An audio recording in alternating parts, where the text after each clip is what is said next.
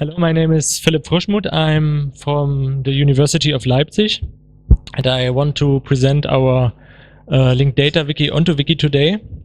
And first of all, I want to thank thank you for giving us the chance to present our tool to the Semantic Media Wiki community. And I have divided my talk into 3 parts today. First of all, I want to tell you something about what OntoWiki is. I think most of you won't know it. And as the second part, I will give a short demo of the tool. And after that, I will give you some details about the tool itself. So let's start with what is OntoWiki. First of all, it's a wiki. Why do we call this a wiki? Because it's built around the wiki principles like other wikis too. So let's recap this.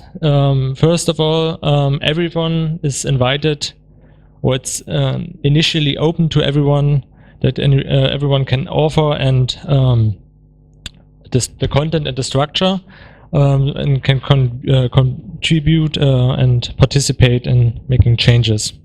Of course, this is why there's an asterisk. You have the possibility to enable access control, so not everybody can edit everything. But in principle, it's the idea is that it's open. The second philosophy that most wikis follow is that you edit the content and the structure in the same way. So with your wiki markup, normally usually you also structure your article, and in OntoWiki this is also true. So here's an example of a form that is typical in OntoWiki, and here you can see that you on the one hand can change the description here, which would be the press. Yeah, well, no, it's dead. Let's take the other one.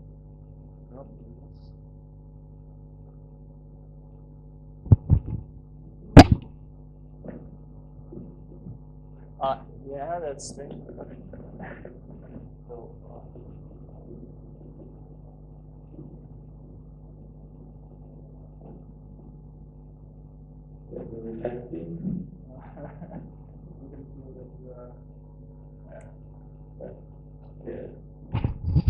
showman, and I take also the second one. Okay, I just put it in. Okay, sorry for the interruption again. So on the one hand, you edit the content of your, in this case, resource, it's called in OntoWiki. And on the other hand, you also manage the structure. Like here you can see the type property that you can edit. With this, you can change the way that you can navigate your data in OntoWiki, but I will show this later to you. And another thing that, of course, wikis make it easy to make mistakes because everybody can edit. So it needs to be easy to undo or fix mistakes also. So all activities are tracked like you would expect it from a wiki. You have this history view here on each data item, and then you can look at the changes and also roll back individual things. And what's also important, especially with wikis, you have these often these distributed workflows, and you need to be able to discuss changes, and you can also do this on a very fine-grained way in OntoWiki. What's a little bit different from other wikis, or maybe more in addition, we also have a kind of a wiki syntax in OntoWiki, but we mainly provide the user forms with which they can edit their content, and we try to hide for the normal user as much as possible a wiki-like syntax or stuff they do not understand. So instead of something like this in Wikipedia, you would like see something like this, where you have a form for all the data entries you would need to edit for a certain type of entity.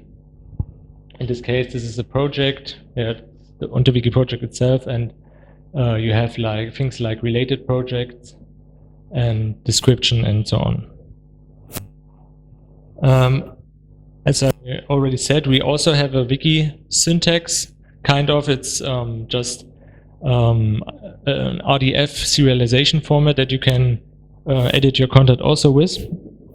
But I will also tell you about this a little bit later on. The second thing is that OntoWiki is a data wiki, not Wikidata, but a data wiki. And this means that we do not put articles as the central element of information, like in other famous wikis, or I think in most wikis, this is the central element. But we have resources, and we describe those resources via properties and relations to other resources. Maybe one can compare this a little bit, the two approaches, from like having Word, where you can also integrate tables in it to put or you can also put structure in a Word document. But OntoWiki would be more like the Excel, where you have these data items, and then you can also put text in each cell, of course.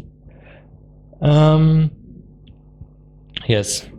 So again, the media wiki example here is the Wikipedia entry for OntoWiki. I think it's a little outdated, but never mind.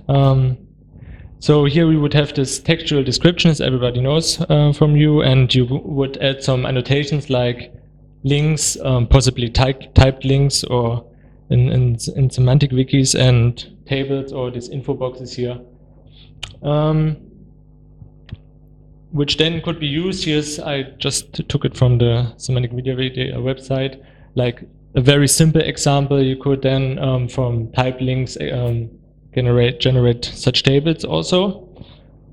In OntoWiki, again, you edit everything like in this resource view. So you have this one identifier for this resource, and then you put everything next to this resource. So this can be textual content, so literal values like you see in black here, or this can be links, typed links. These are all typed links to other resources in the knowledge base. And when you have this information as the basis, you can then very easily produce views on that information. So here's an example from our working group website that will launch very in the next few weeks or so. And all this no, it's okay. All this information that is displayed on the web pages of our research group comes from an OntoWiki instance. So here again, this description of OntoWiki and all the members of the team and links to homepage and publications about OntoWiki, it's all stored in a Treeple store, and we just generate this views on this data. Other examples of views that you can produce are, but that you maybe already also know from Semantic Media Wiki, you could imagine maps for geographical data, or calendar for time-based information, and all kinds of custom-fitted views. Okay. The next thing is that it's a semantic data wiki. Why is that the case? First, everything in OntoWiki is, as you may already have heard a little bit, that everything is stored in RDF in OntoWiki, so there are no textual pages or something, it's all triples and it's all stored in triple store, in the triple store. We use Virtuoso for this case as the main supported triple store, but we also have a MySQL database backend for smaller databases. And not only the real content is stored as triples, also large parts of the system data is also stored as triples. For example, the users that are registered for a certain instance of an OntoWiki or discussion threads. These are all triples in a triple store. And the second thing here is that we use Sparkle internally for almost everything. So all the views and lists and that we generate are based on Sparkle queries. I will show this in the demo also later on. And we therefore have like a Sparkle object-oriented class that can be manipulated such that we can filter lists and stuff like that. And last but not least, it's a linked data wiki. Funkloch. Why it's a linked data wiki? First, one thing is that we can consume linked data, so you can reuse information from the linked data web. For example, if you have like a Wikipedia resource, you can view that resource in OntoWiki, import that information, what is already there, and you can also link your local resources to existing linked data resources, and so you have a better reuse of information. And the second thing is that all resources that are created within an OntoWiki are also published via the linked data principles. Of course, you need like your domain needs to be your namespace for your resource identifiers. But if you do it this way, then your data will be automatically published also as linked data. So basically this is OntoWiki, not really. This is OntoWiki, and I would like to give you now a short demo of the tool. If it works, no? I have to click here. For this I will sit down a little bit. So I already opened the tool here in my local browser. It's a local installation. I need to this one also. So what you basically see now is not much. We have here only one knowledge base installed, and this is a demo model which contains the information that I already showed, which is used for our website. And I also have a login box, and I can log in here with my username. And I can select this knowledge base. And what I see now is basically just an overview about the knowledge base, like a description and some vocabulary description that is useful for other tools. And what's very important is this multi-view navigation box. And this is a very sophisticated navigation module which can be configured to almost all your needs. By default, it shows a class hierarchy, which is often a good way to sort your information. As you would expect, you can view subclasses here, and you can also select certain classes, and what you would then see is a list with instances of this classes. So I selected a subclass from the class project here, which is open source project, and I see now a list of open source projects which are developed in our research group. I can then see here in this box all properties that are used within these actually shown instances here. So I can, for example, add some add a hook line here. So I would then see the description here. I can also write in place, always edit this thing. So I can just, when I see a mistake or something, I can just change it, hit the save button, and then it will be changed. I can also, maybe I can also add a screenshot here, and then I can really customize my table here. But I'm not done with the hierarchy now. I can also, I created a sample configuration for researchers here. So I can switch this, and what this configuration does is that it takes the all instances of the class fourth group, and as a subclass or sub-relation, in this case it takes the part of relation. So we see now the only one research group because the data is about our research group, and as sub-entries of this or subgroups that exist in our research group. One of these is the emergent semantics that I can also select. And what I see now is not RDF type instances of this class. I see now the member relationship. That is how the persons are described to fit into the groups or subgroups. So again, now I have a list of instances here, and I can again add the depiction or maybe the phone number. And what I can now also do is I can filter this list. So maybe I see, oh, I have not phone numbers for every member here yet.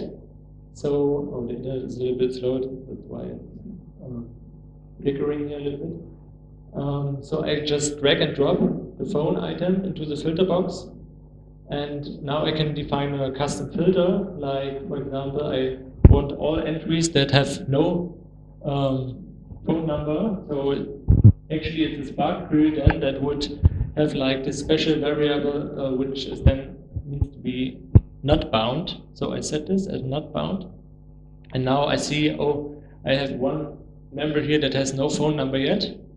So what I can do, I can also again directly edit this, and now I see this this information sheet about this person with all the information, and I can just add a property.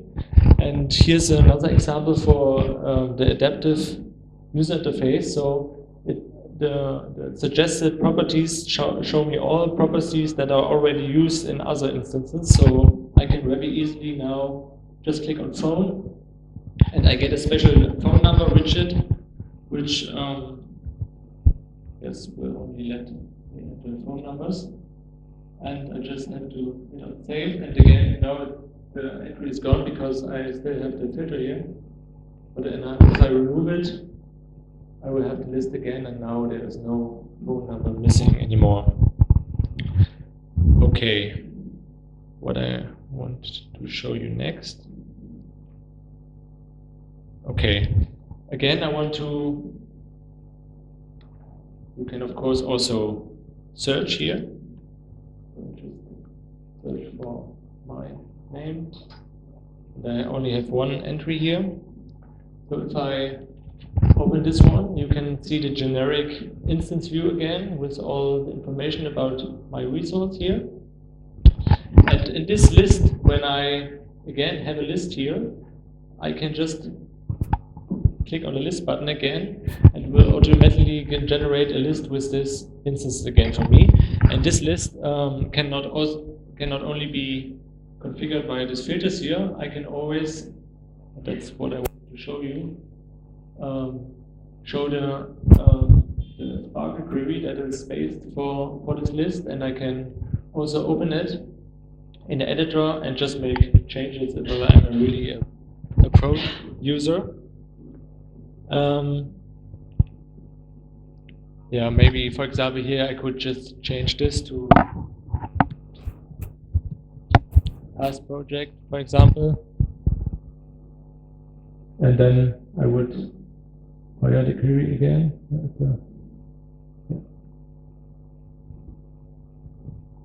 And now I would only see the projects that are in the past. Okay. But I could also, if I just wanted to try out something, start with a new and fresh query I've prepared one.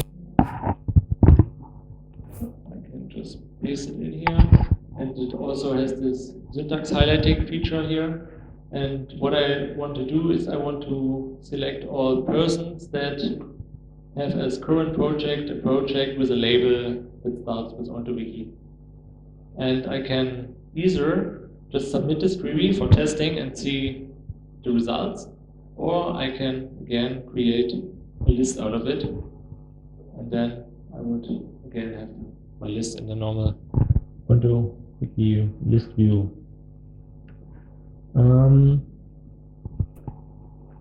Yeah, it's also easy to create a new instance of a class. For example, if I, where's my mouse? Yeah.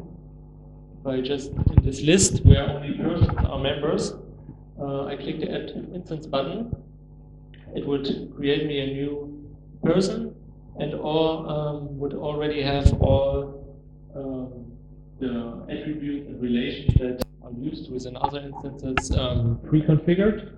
So I can just add name. And create a resource. And here, yeah, now it's not too much information, but you get the idea, I think. Okay, and the last thing I want to show you, no, it's really broken. If I again search for OntoWiki, now I have also again a list, but a list with different types here. And if I want to quickly create an instance now, I can again click on Add Instance and will automatically show me the list of possible types that are in this list. And I can quickly just create the type I want to create. Here, I think that's everything I wanted to show you. So I will return to my slides.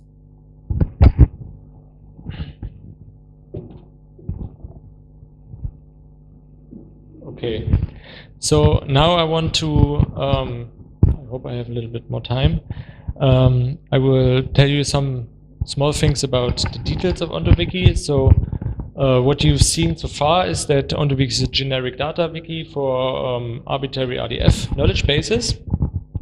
But it's also an application framework for knowledge-intensive applications, which is highly customizable and extensible.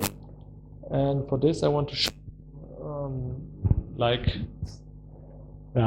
kind of an architecture of OntoWiki. So it's also based on PHP, like Semantic MediaWiki. It runs, for example, needs a web server, and preferred way to store the information is an OpenLink virtuoso preprocessor store, which is also an open source, or which exists also in an open source version. But if you just want to quickly start, you can also use a MySQL backend. But you should not have too much information, because then it starts to get really slow. On top of that, the application layer, it's based on the Erfurt API. I will the parts that are shown in bold here, I will have some information about it on the next slide. Yeah. Then we use the Zen framework. I think everybody knows that. On top of that is the core functionality and the application framework, which I mentioned, and a very important part are all these kinds of extensions. And then the user interface level, there we have the interface that you've just seen. We have RDF Author, which is the library. It's a JavaScript library which generates all these forms. And we have other interfaces which I will mention shortly. Just a short info about Erfurt. It's a RDF API which we also develop.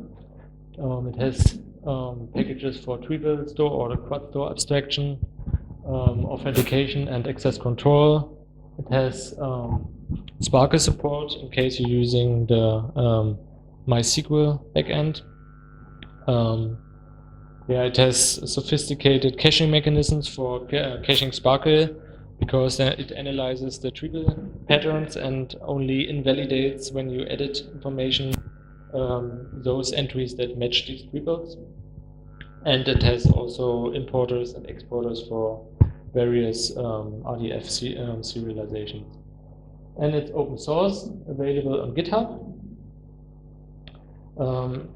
What I already said, OntoWiki is very extensible, and there are some kinds of extensions. One, I just want to briefly go through them. One type is our components. They add functionality. No time? Okay, then I will skip that. So there are some extension mechanisms and also themes and localizations. You can access your data with other interfaces also. So we have a Sparkle endpoint, the command line interface for administrative tasks, JSON RPC interface, and also via extensions you can create RESTful web services or all the things you need. It's also open source, available here. We have two mailing lists, one for users and one for developers. Yeah, I think I will skip a little bit the fine print then. These are the requirements that you need to run it. And I also had a small quick start tutorial, but you can watch that on the slides then. So then, thank you for your attention, and if you have questions and we have time.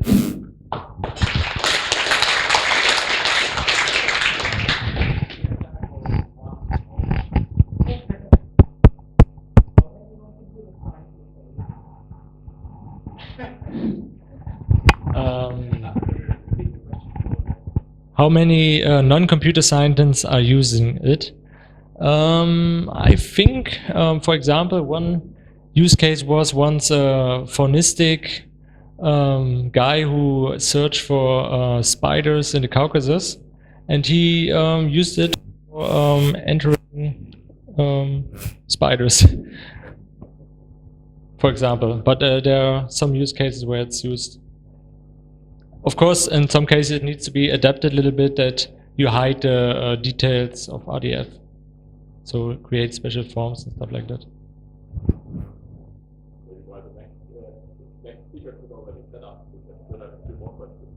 Yeah.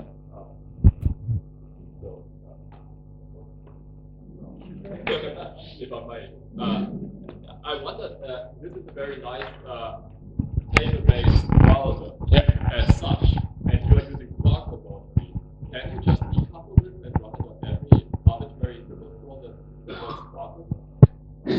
The idea was that this is the case, but currently there's still some queries that are used by some extensions, for example the navigation box, that are quite sophisticated and that are like tailored towards to work well with Virtuoso. And we tried, for example, or quickly tried some other triple stores, like recently I tried Stardock, and they are not able to answer all these queries very good.